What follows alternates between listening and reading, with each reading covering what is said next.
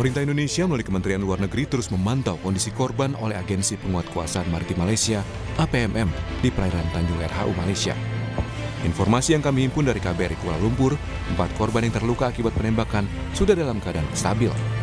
3 WNI yang terluka saat ini dirawat di Rumah Sakit Sultan Idris Shah, sementara 1 korban lain berada di Rumah Sakit Tengku Ampuan Rahimah bersama dengan jenazah korban meninggal akibat penembakan itu. Sementara itu, 1 korban penembakan bernama Andri berasal dari Aceh. Ini dibenarkan Sekretaris Desa Kampung Kede di Kabupaten Pidijaya, Mukhtar. Saat ditemui tim Kompas TV, rumah keluarga korban dalam kondisi kosong. Namun Sekdes Kampung Kede bilang, keluarga menyerahkan kasus ini ke pemerintah. Nggak tahu nih orang nggak ada di rumah. Biasanya orang tuanya melaut atau gimana Pak? Melaut. Apakah Bapak juga mendapatkan informasi Pak bahwa Andri juga mengalami penembakan saat balik ke sini Pak? Yang saya tahu gitu informasi. Untuk korban yang meninggal, Balai Pelayanan Pelindungan Pekerja Migran Indonesia (BP3MI) Riau menyatakan hal ini masih menunggu proses pemulangan jenazah. Secara prosedur, jenazah akan dikirim ke daerah asal 2 hingga 3 hari setelah selesai menjalani proses otopsi di Malaysia. Sementara itu, Lembaga Perlindungan Pekerja Migran Indonesia, Migrant Care, bilang kasus penembakan WNI di Malaysia sudah puluhan kali terjadi. Kami cuplik dari wawancara program Sapa Indonesia Malam, Direktur Eksekutif Migrant Care, Wahyu Sule menduga ada kesewenang-wenangan yang dilakukan aparat Malaysia. Saya telusur ya, corak-corak kasusnya sebenarnya seperti corak-corak kasus terdahulu. Harus diingat ini bukan kasus yang baru. Migrant Care mencatat sejak tahun 2005 sampai 2025 ada 75 pekerja migran Indonesia, sebagian besar meninggal dunia yang ditembak oleh polisi Diraja Malaysia. Jadi saya kira ini juga momentum ya untuk menghentikan kematian beruntun yang dialami oleh pekerja migran Indonesia di Malaysia. Terkait pemeriksaan WNI yang menjadi korban penembakan, Menteri Perlindungan Pekerja Migran Indonesia Abdul Qadir Kardin bilang tengah diupayakan pengumpulan informasi dari korban agar Indonesia punya kronologi pembanding. Ingin ada satu kronologi tersendiri yang yang dipunyai oleh pemerintah kita. Dengan kronologi sendiri ini artinya kita tidak harus ikut percaya begitu saja terhadap kronologi yang disusun oleh pemerintahan atau APPM atau pihak berwajib Malaysia. Pemerintah Indonesia wajib melakukan protes keras terhadap pemerintah Malaysia atas tindakan penembakan itu. Liputan Kompas TV.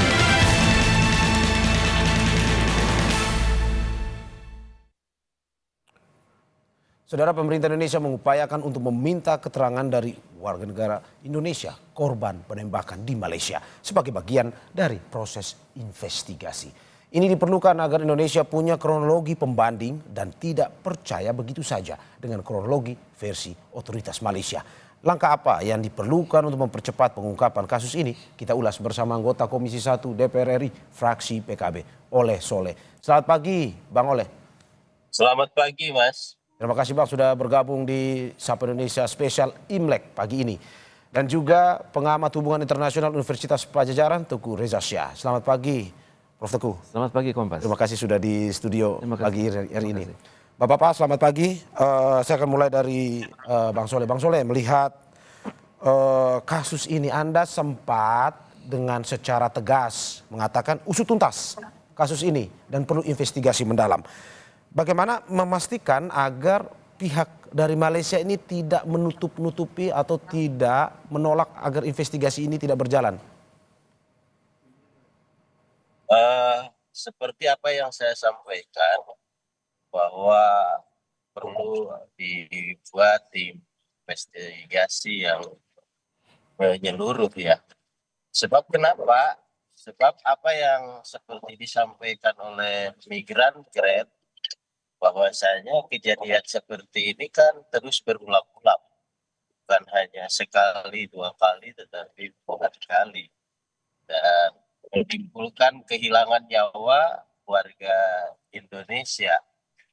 Nah, di sisi lain, selama ini yang kita pantau bersama bahwa kasus-kasus serupa ini tidak tuntas dan tidak transparan.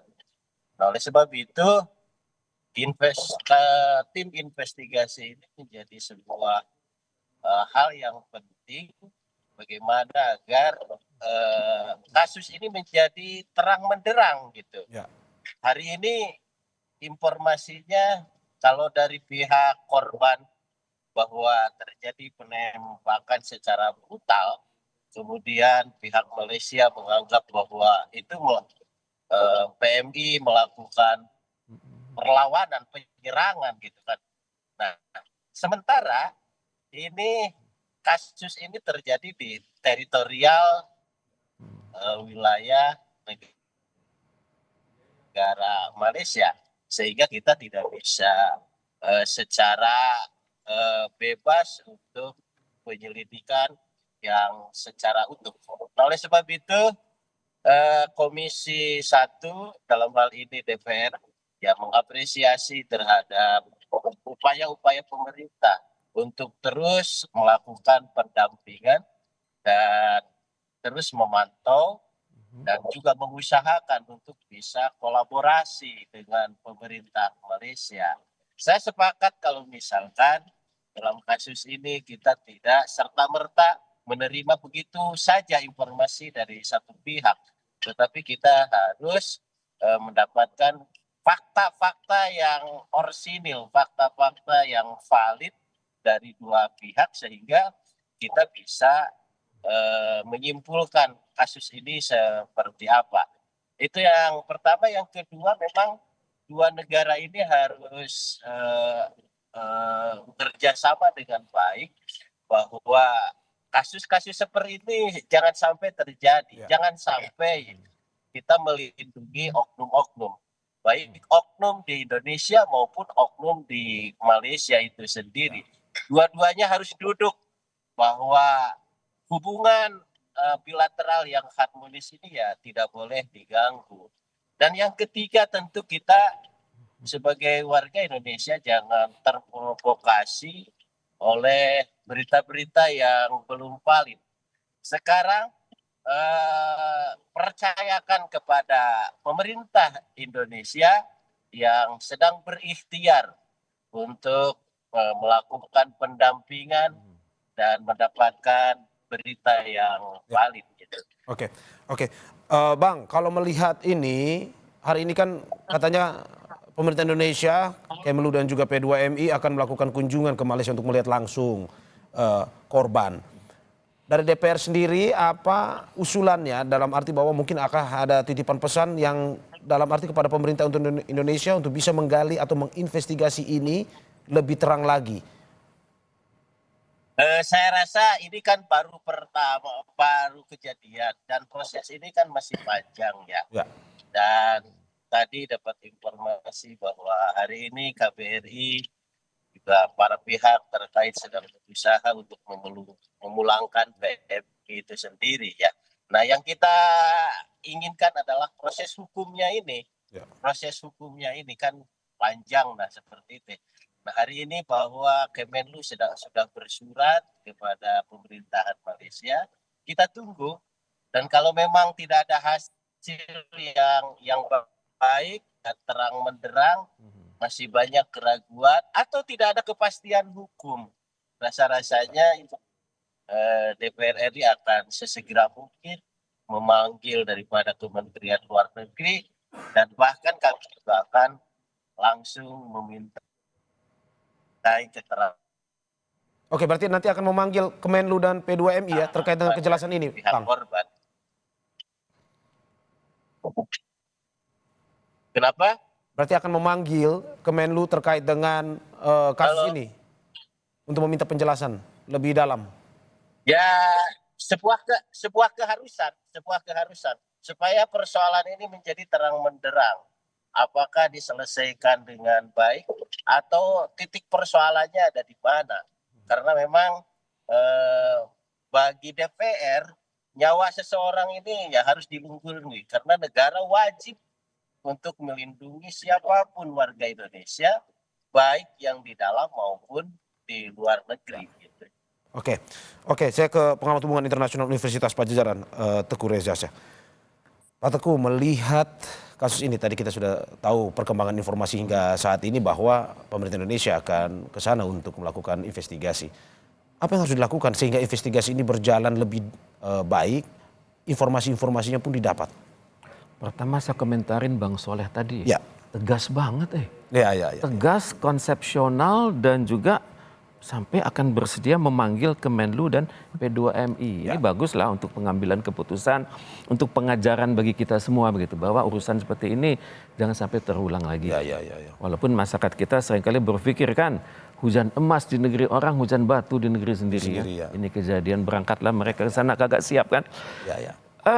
Tampaknya kalau saya perhatikan dari hari ke hari ya, kedutaan besar Indonesia itu di sana, itu insan diplomatik di sana dan di sini itu sudah bekerja sesuai pakem itu. Pakemnya secara konstitusional kan melindungi segenap bangsa Indonesia untuk pada rakyat Indonesia. Kemudian mereka juga sudah bekerja sesuai dengan hukum internasional kan, Vienna Convention on Diplomatic Relations tahun 61 kan, di mana tugas kedutaan besar itu adalah to protect, to promote, to negotiate, to report, dan to represent. Udah dilakukan semua itu. Ya, cuman masalahnya sekarang untuk masuk ke dalam sistem Malaysia itu kan ada etika. Kita kan harus menghargai kedaulatan dia. Tapi pada saat yang sama kan Kementerian Luar Negeri sudah memberikan kan nota diplomatik kan. Ya. Itu artinya nota diplomatik itu saya nggak baca isinya. Ya. Tapi secara garis besar itu kan ada poin-poin yang disampaikan. Pertama, concern, sangat berkepentingan, sangat terhubung dengan kasus yang sedang terjadi. Kemudian kita biasanya meminta juga pengkajian yang mendalam. Kemudian sebatas kita sebagai negara tetangga, kita kan nggak ikut campur urusan dia kan. Tapi kita berharap urusan ini diselesaikan secara hukum nasional dengan baik dan benar. Dan juga kita minta juga kronologi kejadian. Karena banyak hal-hal yang masih perlu pendalaman ini. Yes. Tadi kan Pak Bang Soleh mengatakan perlu pendalaman kan, ini mungkin secara ide cocok dengan si agensi penguat kekuasaan maritim Malaysia ini, karena mereka itu prinsipnya adalah budaya kerja kami berkualitas, kami ini akuntabel, kemudian kami ini motonya mengawal, melindung, dan menyelamat. Oke, nanti kita cek apakah Anda benar sudah mengawal, Anda sudah melindung, Anda menyelamat warga negara Anda, atau dalam kasus ini kita gimana kan? Bagaimanapun juga kita harus mengakui kan, ini serius. Jadi untuk itu KBRI sudah melakukan pendalaman kan. Tapi kan pendalamannya dari sisi masyarakat kita kan, dari sisi korban yang 4 orang itu kan. Tentunya kan kita juga harus ngecek pada saat bertanya itu apakah didampingin ada pengacara kita atau enggak. Kemudian apakah ada polisi Malaysia? Karena kita bayangkan dong, pada saat orang kita sedang terlunta-lunta begitu, rasa enggak aman, mikirin di rumah. Tentunya mereka berpikir kan, apakah nanti penjelasan saya ini akan berdampak balik bagi saya. Dan untuk itu saya sangat berharap ini pemerintah Indonesia itu benar-benar balance. Kita simpan dengan baik-baik informasi yang kita peroleh dari 4 orang itu, dan juga kita meminta kepada Malaysia pendalaman versi mereka, karena banyak hal-hal yang perlu dipertanyakan begitu kan. Ini kejadian kan hari Jumat ini, tanggal 24 Januari kemarin jam 3 pagi loh. Ya, jam 3. Jam 3 pagi kan suasana ini di laut yang mana begitu kan. Kemudian juga lokasi kejadiannya di mana gitu. Karena kalau saya perhatikan petanya dari Tanjung Ru, ini oke lah di Selangor kan. Tapi tepatnya di mana begitu? Apakah tepatnya dekat Jalan Banting? Apakah dekat Port Dickson? Apakah dekat Bagan Lalang? Apakah dekat Tanjung Sepat? Dan bagaimana suasana penerangan itu kan? Oke, Prof, tadi Anda menyebutkan terkait dengan APMM. Tupoksinya seperti apa? Melindungi dan... Tapi apakah dalam aturan internasional, termasuk penyeberangan manusia, baik itu yang prosedural non prosedural, apa SOP-nya? Apakah memang ini harus dengan tindakan penembakan seperti yang dilakukan atau gimana sebenarnya? Ini kita harus lihat keadaan kan. Keadaan. Ini kan informasi simpang siur. Tadi Bang Soleh benar simpang siur. Karena beliau pasti dapat informasi dari sesama mitra Komisi 1, dapat mitra penjelasan dari Kementerian Luar Negeri. Kemenlu, Iya, kemudian dari P2MI, kemudian dari media massa Indonesia, dari media massa Malaysia, kemudian Singapura juga ikut berkomentar kan. Jadi untuk berita itu kan kita harus istilahnya tuh cover both sides kan, tengah-tengah kan. Kemampuan deduksi kita harus hendaknya bagus kan. Dalam kondisi itu saya pertama kali harus tahu lautnya di laut mana, laut gelap di mana tidak ada bintang, atau adakah bulan di situ? Kemudian apakah dekat dengan pantai? Itu kan harus diketahui dulu, Bang. Lokasinya tadi sudah mendata, dekat enggak dengan Jalan Banting, dekat enggak dengan Port Dickson, dekat enggak dengan Bagan Lalang, dekat enggak dengan Tanjung Sepat. Karena daerah-daerah itu punya sistem penerangan yang bagus. Ada suar-suar pula. Jadi kalau kita bicara kondisi di laut, ini wilayah Malaysia, kita harus akui, ini wilayah dia. Tapi pada saat yang sama kita juga harus mikir, pada saat itu bagaimana kondisi psikologis petugas APMM. Jam 3 pagi itu waktu orang tidur, waktu orang lelah, apalagi kalau dia sudah lembur lama. Di kemungkinan besar ada masalah psikologis ya. Itu manusia, siapapun kita manusia pasti punya masalah psikologis tengah malam. Harus kerja gelap, kemudian di radar kita mengatakan ada pergerakan di situ kan. Dalam pergerakan, kalau ada sesuatu yang mencurigakan dan kita sendiri bawa senjata dan kita sendiri punya mandat untuk bertugas, tentunya kan pasti pikiran, saya punya senjata, dia juga punya senjata kan. Pikiran kalau saya dalam posisi Malaysia. Asumsi. Kemudian sebagai otoritas tentunya berpikir yang kami hadapi adalah orang yang berperilaku buruk. Ya asumsi kan. Nah, tapi begitu terjadi kontak, ya kan nggak bisa langsung tembak kan. Lampu sorot dulu bergerak. Kemudian ada pengeras suara kan. Ada instruksi kan. Jadi banyak hal-hal yang ada SOP yang harus diikuti ya. Iyalah, nggak bisa langsung tembak kan. Sebelum tembakan itu kan harus ada tembakan peringatan dulu 3 kali ke atas kan. 1, 2, 3. Terus kalau misalnya mereka gaduh atau macam-macam, targetnya adalah kapal yang ditembak, bukan orang. Kemudian juga dalam proses itu pasti ada komunikasi kan. Ini juga yang harus kita perhatikan. Apakah ada salah komunikasi atau tidak? Kalau orang dari APMM pasti dia berbicara dalam bahasa Melayu kan. Misalnya berdiri, balik, tunduk gitu kan. Ngerti nggak orang kita? Juga yang saya khawatir ada bahasa-bahasa teknis yang orang kita nggak ngerti gitu. Misalnya dadah. Dalam bayangan orang Malaysia itu biasanya urusan itu melibatkan dadah. Orang kita kalau dengar dadah apa? Baik kan? Berarti kan bisa orang kita merasa urusan sudah beres. Aku bisa keluar, bisa melangkah lanjut. Padahal ini dianggap melarikan diri. Kenapa pula tembak kan? Jadi ini hal-hal teknis yang kita harus dalami. Dan saya sangat berharap pemerintah Malaysia itu terbuka, bisa membuktikan adanya kronologi, nanti berujung ke situ. Dan untuk itu kita menjadi pemahaman kita bersama lah, jangan sampai hal ini terulang lagi. Anda sempat mengatakan soal simbol dadah tadi, dalam arti bahwa dari Malaysia. Itu drugs itu, artinya drugs. Narkoba? Iya, narkoba. Apa yang mau dijelaskan? Dalam arti bahwa apakah memang dihentikan karena dipikir atau asumsinya adalah perdagangan narkoba atau bagaimana? Biasanya kita kan akui kan banyak narkoba datang dari Malaysia ke Indonesia kan. Entah saya nggak tahu apakah dari Malaysia ke Indonesia atau dari luar transit di Malaysia. Tapi kalau kita lihat pemberitaan itu sering kejadian selalu diasosiasikan dengan Malaysia. Tapi tentunya kan kekhawatiran pihak Malaysia juga tinggi dong, nggak mau nama dia rusak kan.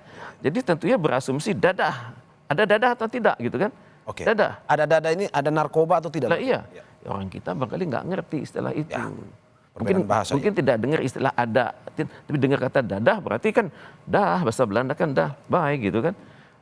Jadi gap komunikasi ini kita harus perhatikan begitu.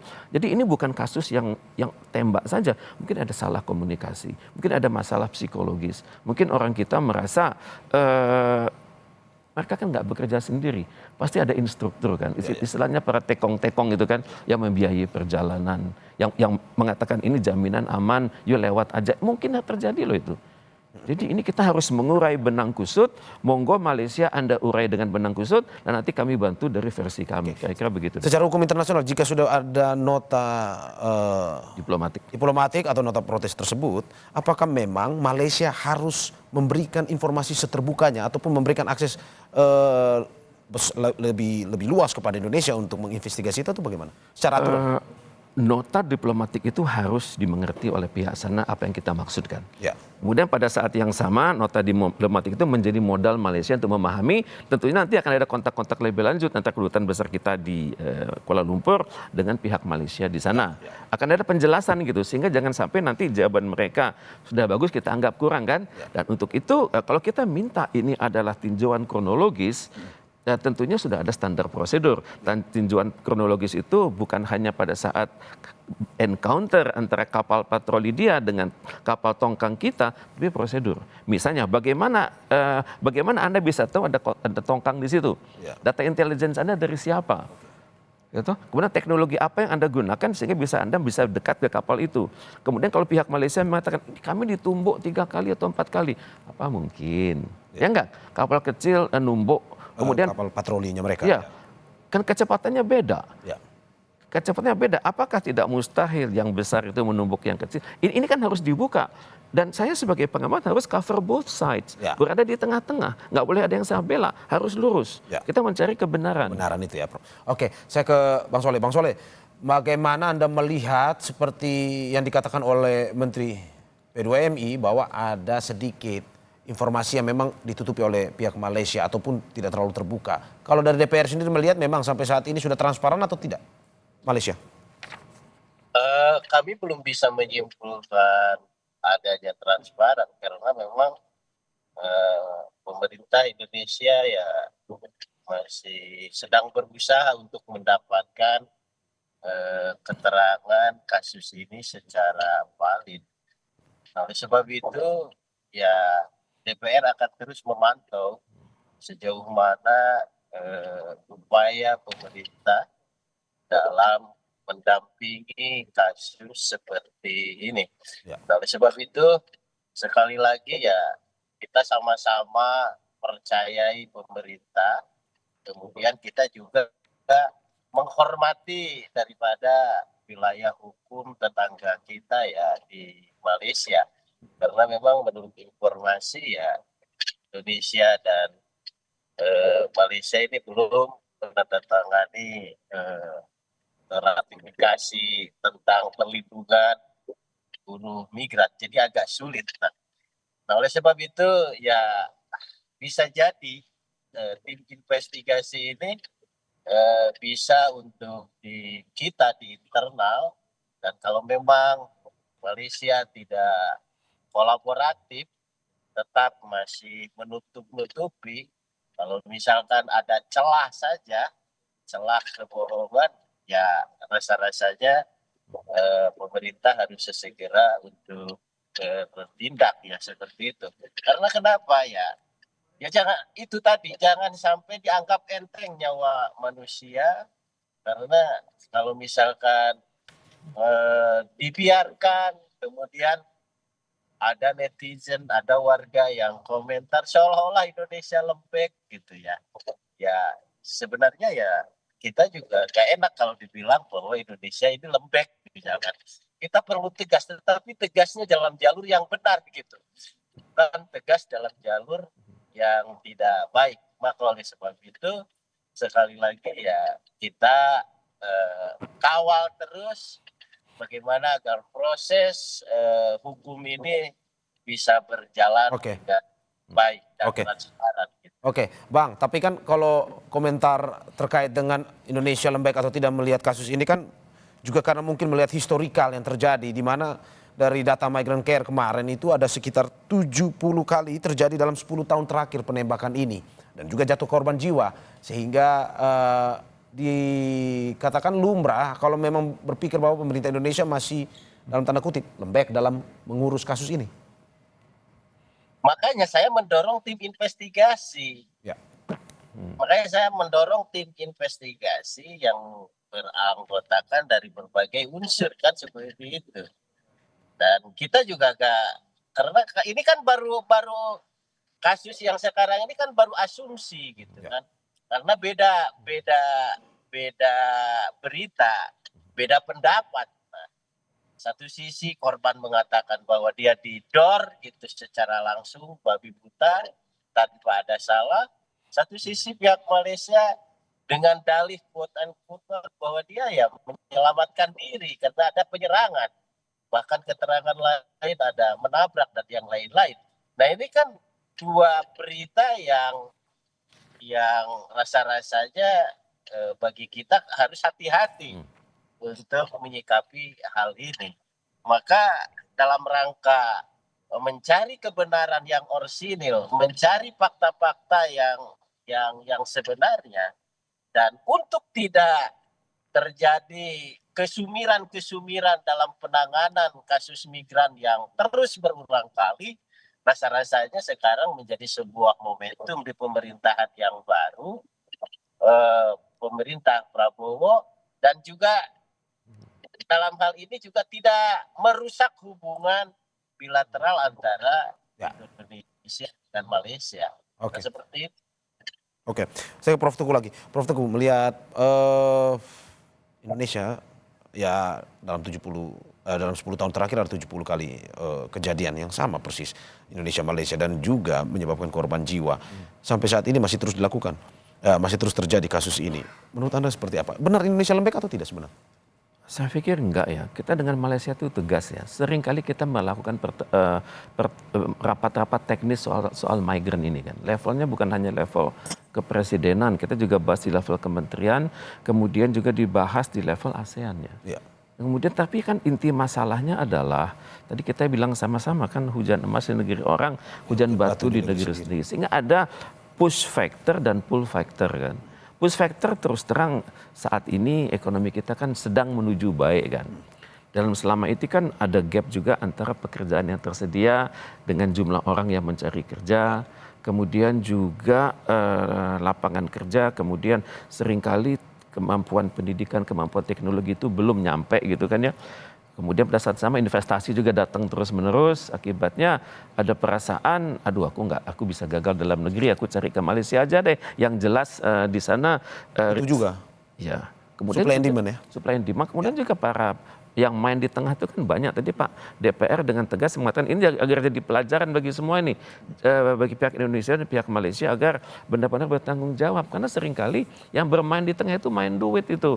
Tarik yang penting mereka target tercapai, kemudian nanti begitu orang kita kerja di sana seringkali nggak bekerja sesuai dengan lahan yang dijanjikan lebih awal kan. Ya untuk itu betul perlu tim investigasi, perlu joint investigation, tentunya ini penelitian di Malaysia kan. Kejadian di Malaysia, kita punya Interpol, kita punya ASEAN-NAPOL, kita punya atase kepolisian di sana, kita punya atase imigrasi di sana. Dan juga hubungan kita sudah bagus. Kemarin beberapa hari silam Presiden RI jumpa dengan Perdana Menteri Malaysia, hubungan mereka baik kan. Jadi ini merupakan momentum agar kita benar-benar tuntaskan urusan ini, dan untuk tim investigasi ini tentunya mereka lah yang mimpin kan. Oke, dari apalagi sempat kemarin Presiden Prabowo menerima gelar kehormatan. Menurut Anda dengan hubungan baik Presiden Prabowo dan juga pemerintah Malaysia akan membuat kasus ini tuntas dan juga mengakhiri kejadian-kejadian seperti ini atau bagaimana? Ada harapan ya. bahwa duet pimpinan di sini dan pimpinan di sana itu bisa menghilangkan gap deh, bahwa masing-masing pihak akan terbuka. Karena tentunya mereka berpikir penyelesaian itu harus ada kan. Dan juga pada saat yang sama juga kita harus kritik diri sendiri. Kita nggak bisa mengkritik mereka, tapi lupa bahwa 3 jari ini menunjuk pada kita sendiri kan. Kita ngirim orang apakah sudah qualified, kita ngirim orang apakah mengerti hukum Malaysia, kita kirim orang apakah sesuai dengan prosedur dalam negeri Indonesia sendiri, begitu kan. Dan di sana tentunya harus kesiapan dalam negeri dong. Yang mau berangkat sana harus diberi pelatihan bagaimana komunikasi dengan orang Malaysia, jangan anggap enteng. Kemudian pemahaman akan sistem hukum Malaysia, pemahaman atas adat istiadat di Malaysia. Ini hal-hal yang kita harus sikapi dari dalam negeri. Dan perihal nanti kalau saran dari DPR RI adanya tim investigasi, oke.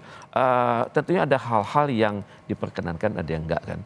Misalnya data yang belum matang itu kan nggak akan dikasih kan.